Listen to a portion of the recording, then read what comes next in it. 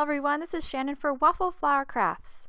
In today's video, we are going to combine contact paper masks with ink blending to create single layer cards that have lots of dimension.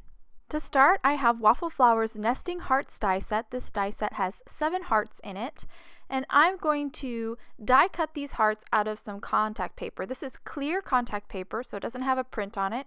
And if you're unfamiliar with contact paper, it's typically used to line shelves or drawers. I just cut a piece off of the roll here, just about the size of my die cutting plate so it could fit through my machine. And I'm going to arrange as many of these heart dies as I can onto this strip of contact paper, and I am using some purple tape to kind of hold them in place while I run them through my machine. I was able to get 5 hearts die cut out of this paper, but I'll cut the other 2 out of another strip. And as you can see, the hearts, the dies cut beautifully through the contact paper, and I went ahead and die cut the remaining 2. So now I have all 7 of my hearts here, and I'm just gonna pull them out so you can see them.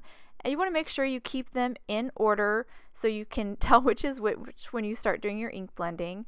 Now I have an A2 panel of white cardstock here on my water media mat, and I am now positioning the heart dies as best as I can, centered one inside of the other. This is going to help me figure out where to place the very first contact paper heart, the tiniest heart in this set. Now that I've got all my hearts except for the very smallest heart die centered, I've grabbed the teeniest contact paper heart. It's in between my fingers right now. I've already removed the backing on it so it is clear looking, because remember, this is clear contact paper. It's important to have clear contact paper for this technique. It's going to help you center your masks because you can see through your mask. It's really awesome. This is why I love using contact paper for masks. And you can find clear contact paper on Amazon. So now that I have my mask set down onto my cardstock, I can start ink blending. I'm using a Waffle Flower dye ink here. It's called Tickled Pink. It's a nice light pink, and I'm going to be very light-handed when I blend this because this is going to be my lightest layer. I am blending on Waffle Flower's water media mat. I love to ink blend on this mat because I can tap off my excess ink to the side in that large surface area of the mat. So I went ahead and removed that tiny heart mask. I grabbed the next mask in the series, so the one that's a little bit larger than this, and now I'm going to ink blend again with the same color. This second layer is going to result in a little bit darker pink than our first layer, and because we placed that mask down, that mask is going to trap a little bit of that lighter pink layer that we just did, and we're now going to have 2 hearts. So I'll remove the mask here, and you can see we have that white heart from the very beginning, and now our lighter pink heart. Now I'm going to place the next mask in this series right on top here. As you can see, it's really easy to get it centered and in the right spot thanks to this clear contact paper. I am moving on to another color now. This is Waffle Flower's My Pleasure, a nice kind of corally red color. Again, I'm being kind of light-handed here because I do want to do a couple layers with this ink, so I'm starting a little bit lighter, but this is going to result in a darker pink than before, and you'll see here when I remove the mask, we are getting more and more layers. Here's the next contact paper mask. I'll just center it here, and I can pick it up, as you can see, pretty easily if I didn't get it quite right in the center. I am using a Cricut tool to just kind of press that mask down. That's probably a little unnecessary. You could just use your finger, but if you want to really make sure that mask is stuck down, you can use something like a spatula or a putty knife to really press that contact paper mask down, but it's not really necessary. So I ink blend one more time with the My Pleasure. Now I'm on my 3rd layer with My Pleasure, and I'll pick that up here, and you can see I'm getting lots of layers really starting to pop. I'm going to grab a next heart in my series. This is the second to last.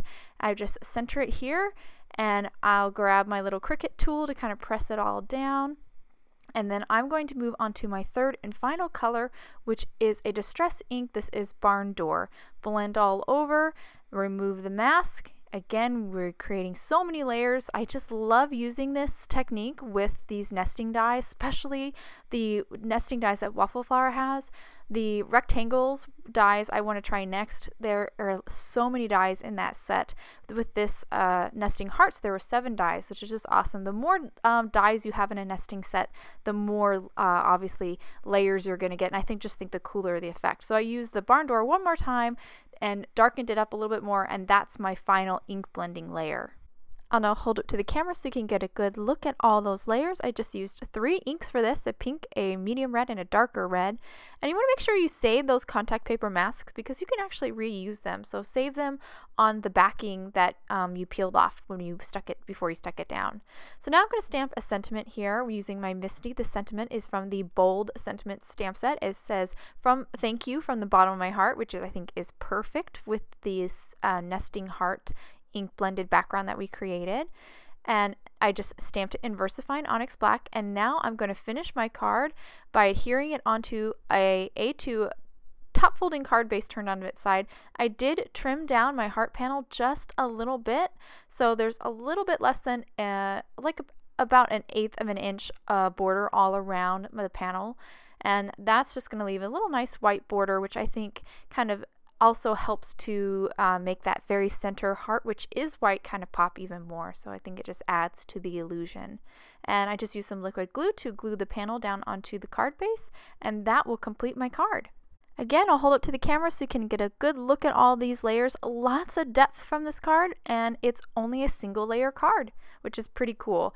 I have a couple other examples to show you. Here's one where I did it vertically instead of horizontally. I really like the look of that one too. And then this last example I have to show you, I used different colors.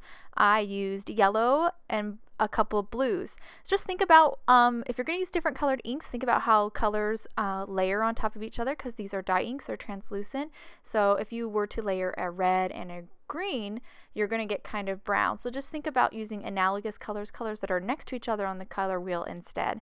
I hope you guys enjoyed today's cards and video. If you want any more information on the products I use, please visit Waffle Flower, and you can follow us on YouTube, Instagram, and Facebook for more creative ideas. Thanks for watching and have a wonderful day.